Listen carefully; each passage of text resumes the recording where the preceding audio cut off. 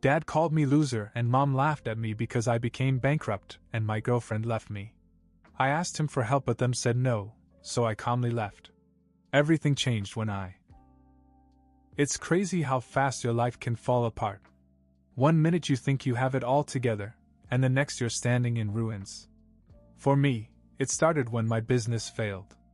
I had put every last dime I had into it, quit my steady job, and went all in. It was an online store selling custom mobile phone accessories. The first few months were okay. Sales were slow to come in, but I was optimistic. I thought, this is how all businesses start. Then things went downhill. Suppliers delayed shipments, and I got hit with bad reviews from angry customers. It's crazy how fast that can snowball.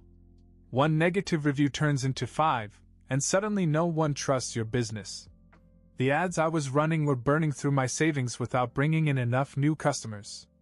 I kept thinking I could fix it, that I was just one marketing push away from success. But I wasn't. Within a year, I was broke. I told Lindsay everything one night over dinner. She listened quietly and then hit me with the words I was afraid to say. I can't be with someone who can't give me stability. Stability. That word stabbed me in the chest. I thought we were a team, that we'd face this together. But no. She made it clear that until I figured things out, we were done. She called it a break, but she didn't even try to sugarcoat it. I knew what that meant. She wasn't coming back. 2 weeks later, my lease was up. I had no choice. I had to leave the apartment. I packed up everything I owned, which wasn't much at the time. Just clothes, my laptop, and a few sentimental things I couldn't bear to leave behind. I stuffed it all into my beat-up car and drove to the only place I thought I'd be welcome, my parents' house. When I got there, I told them everything. I didn't hold anything back. I explained how the business had collapsed, how Lindsay had left me, and that I just needed a place to stay for a while. I thought they'd understand. But my dad didn't. He just shook his head and said, I told you this would happen. You should have gotten a real job like everybody else instead of playing entrepreneur. Now look where you are, broke and alone. My mom was no better. She actually laughed when I mentioned Lindsay leaving. Of course she left you, she said. No woman wants to be with a loser. Hearing that from my own mother was like getting punched in the gut. I stood there hoping for the slightest bit of sympathy, but it never came. Then they dropped the real bomb. I couldn't stay with them. Apparently my twin sisters, Emily and Grace, didn't want me there. Grace had taken over my old bedroom, and they didn't want the disruption of having me around. My parents said something about having to respect their wishes. They acted like they were sorry, but I knew they didn't really care. I didn't argue. I just turned around and left. What was the point? I had nowhere to go, no plan, and no money. It was one of the lowest points of my life. Sitting in my car, I started scrolling through my contacts, debating who to call. Most of my friends had drifted away over the years, and I was too embarrassed to ask them for help. Eventually, I landed on Eric's name. My cousin and I had been close growing up, though we hadn't talked much in recent years. I hesitated for a moment, then hit call. Hey man. It's been a while. He answered. Yeah, I know, I said, trying to keep it together. Listen, Eric. I need a favor. I'm in a really bad situation right now. I told him everything. He didn't interrupt or judge, just listened. When I finished, I braced myself for rejection. But what he said next blew me away. Come stay with me, he said without hesitation. No questions asked? Stay as long as you need to. That broke me. After all that had happened, someone had finally shown me kindness. I couldn't hold back the tears. I went straight to his house that night. He lived in a small 2-bedroom apartment, but he made room for me without complaint. Over the next few weeks, I started working as a courier, delivering packages to make ends meet. Eric even gave me a few $1,000s at one point. You don't have to pay me back, he said. You need it more than I do right now. I couldn't believe how generous he was. It gave me hope, like maybe I could pull myself out of this mess. And eventually I did. But I wasn't just focused on rebuilding my life. I also had something else driving me: revenge. Living with Eric gave me time to breathe and think. He never judged me, and for the first time in weeks, I felt like I wasn't drowning. I saved every dollar I made delivering packages and worked 10-hour shifts every day. I didn't go out. No eating out, no extras. I kept telling myself I wasn't going to get stuck. After a few months, I had enough money to try again. But I wasn't going to make the same mistakes. This time, I kept my operation lean and simple. I found a supplier for a hot-selling item: wireless earbuds. It was a risky move, sure, but I had learned enough from my failure to do it differently. I used my last bit of cash to buy inventory and build a basic website. No bells and whistles, just a clean store with a few products and ads targeted to a niche audience. And then it happened.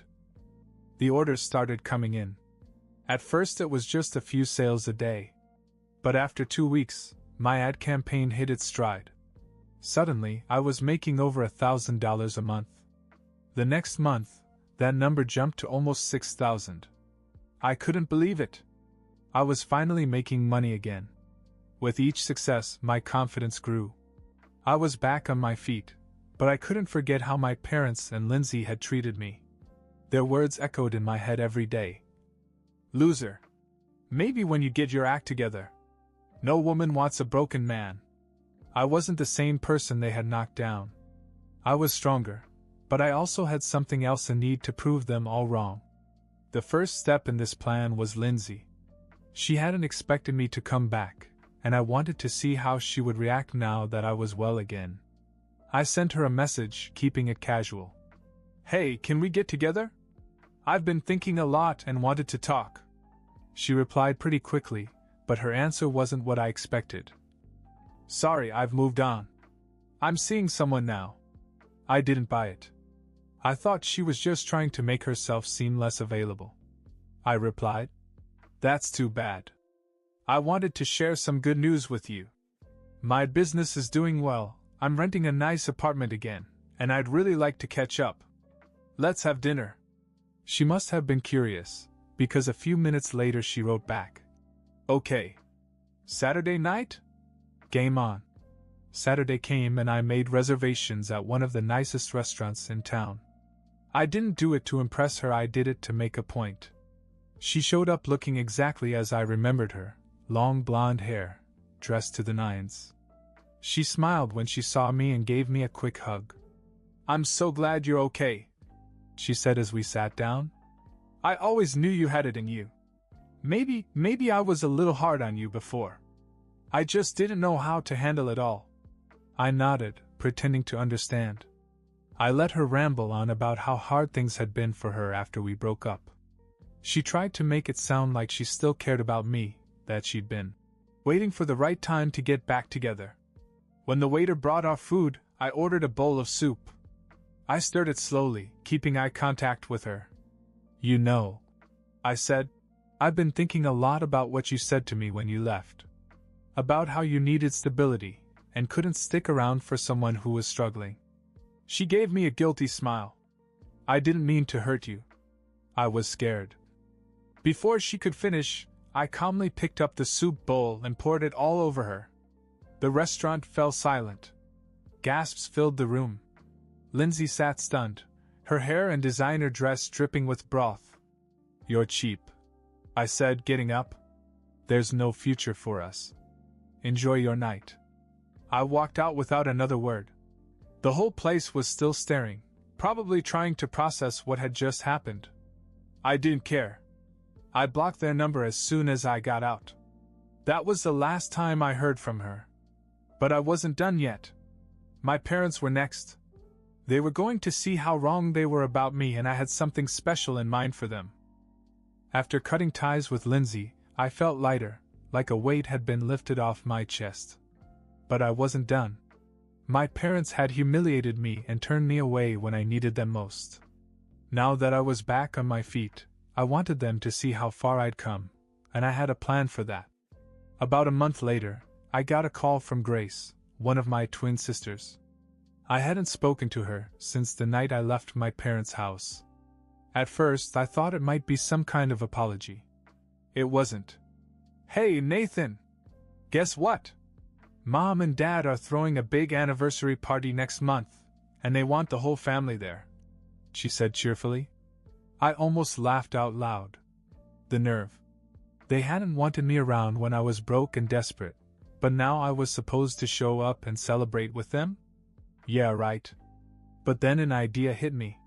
"Sure, I'll be there," I replied. I started working on my plan immediately.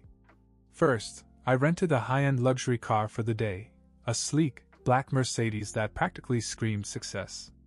I also reached out to an old friend, Ashley, who had been crushing on me in college.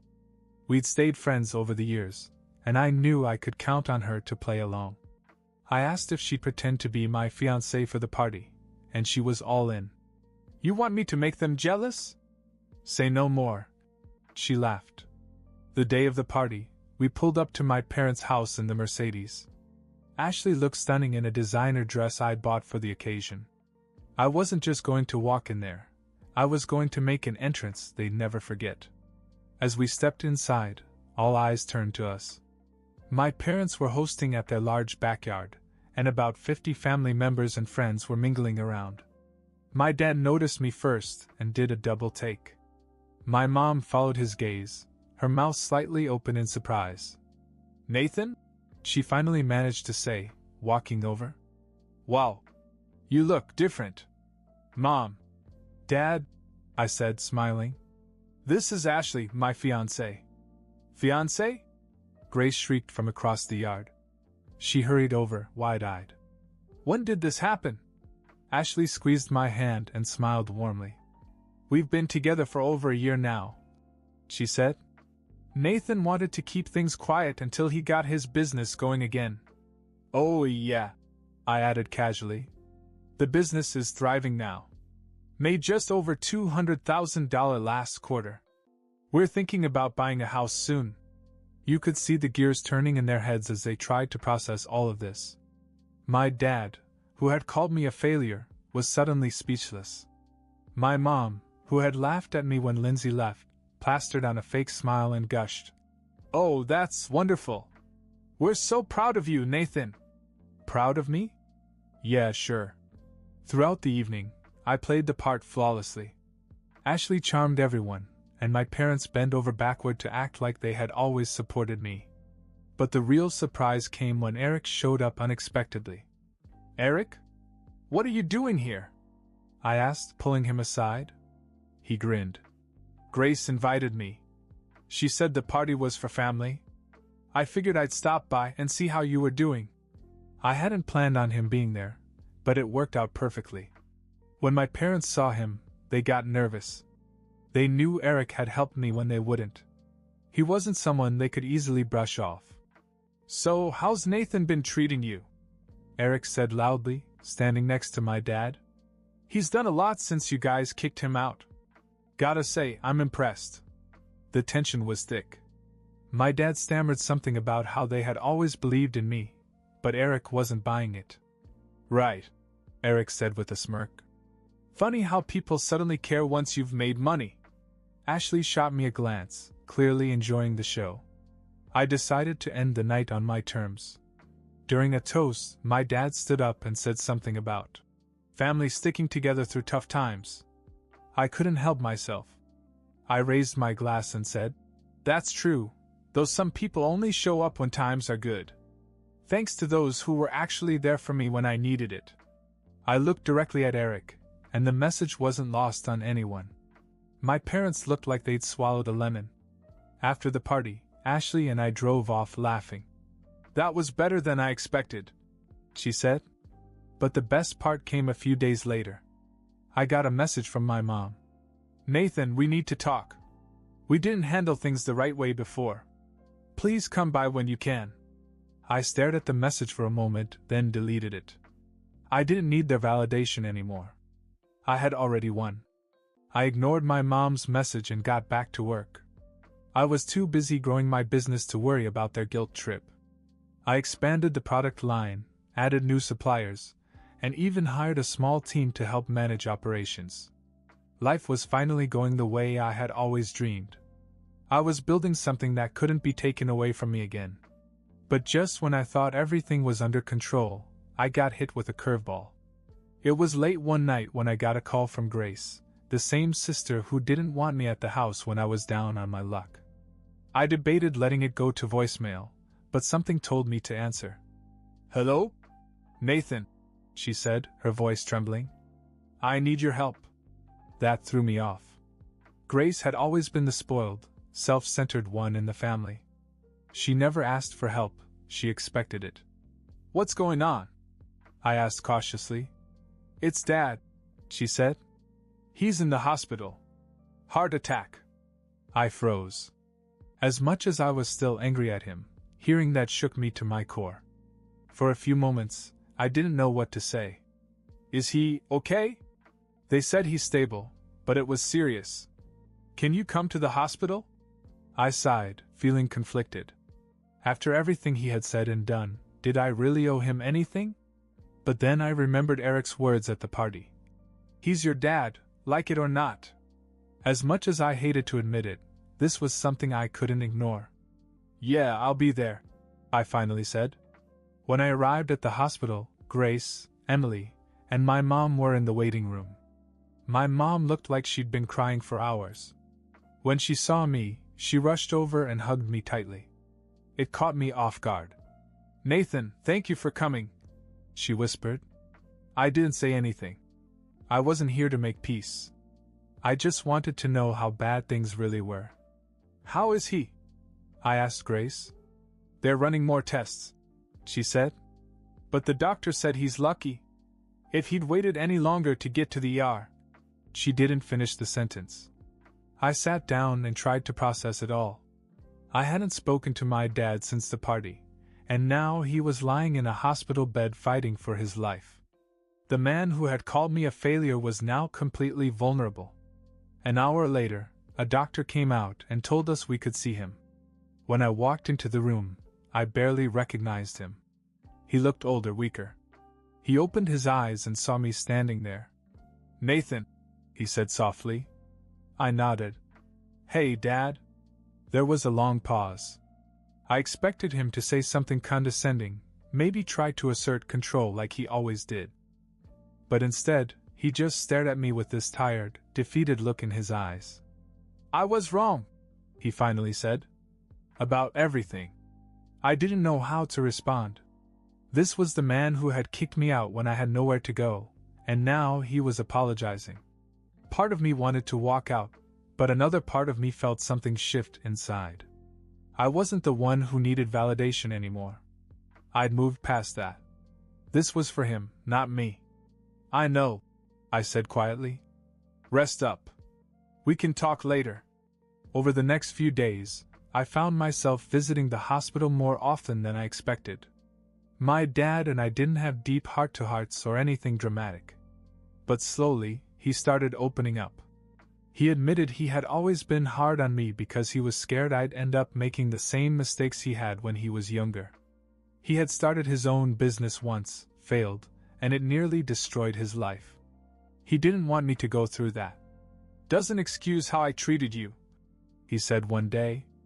I just didn't know how else to handle it. It wasn't a perfect apology, but it was enough. Things started to change between us after that. I wouldn't say we were suddenly best friends, but the bitterness between us began to fade. My mom and sisters also softened. Grace even apologized for how she had treated me. It was surreal, like I had stepped into an alternate reality where my family actually respected me. But just as I thought things were finally settling down, I got hit with another surprise. One morning, I received an email from Lindsay. "Hey, Nathan. I heard about the party from some mutual friends. I also heard about your dad. I just wanted to say I'm really sorry for how I treated you. I was selfish, and I regret it. If you ever want to talk, I'm here." I laughed out loud. Talk about timing. I had already shut that chapter of my life, and now she wanted back in.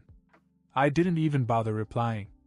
I just forwarded the email to Ashley with the subject line, You'll love this, Ashley replied with a single emoji, the one rolling its eyes. The final twist came from Eric.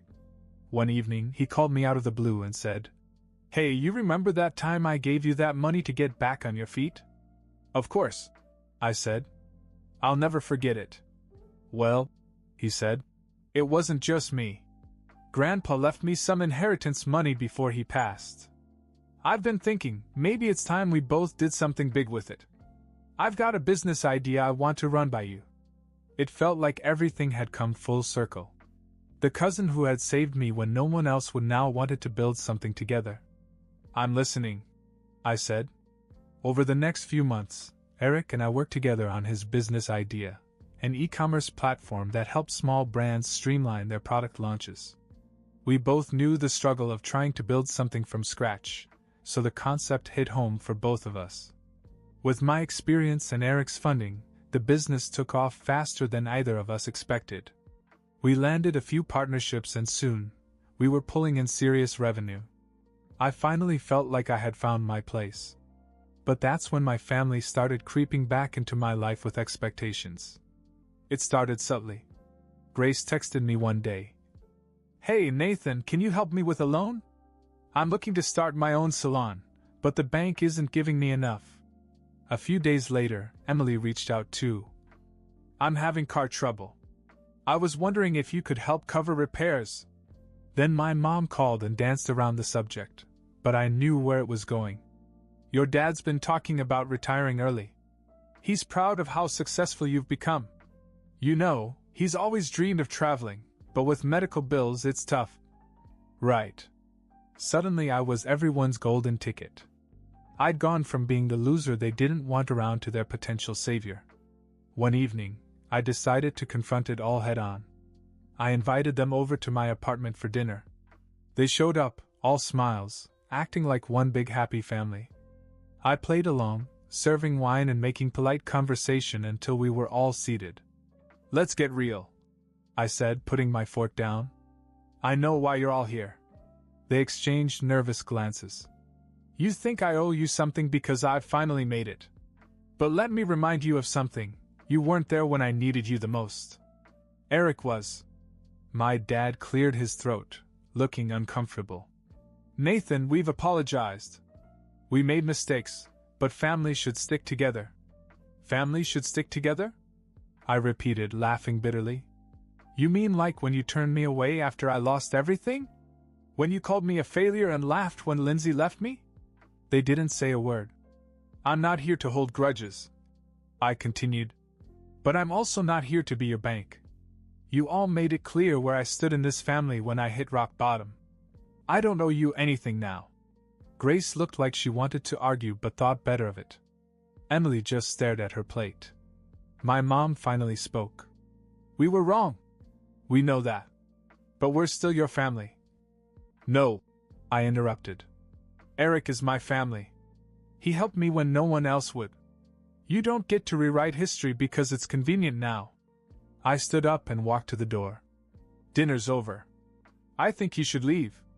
They hesitated for a moment, but eventually, they stood and left in silence. That night, I sat on the balcony, looking out over the city.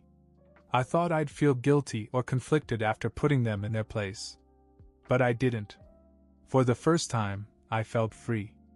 I had closed the door on the people who had abandoned me when I was down, and built my life without them. Eric called later that night. "How'd it go?" he asked. "Exactly how I wanted it to," I said.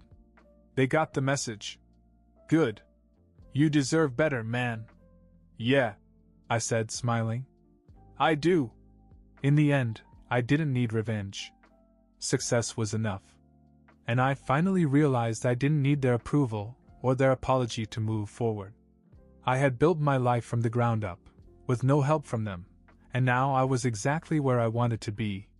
Some people spend their lives chasing validation. Me? I had finally found peace.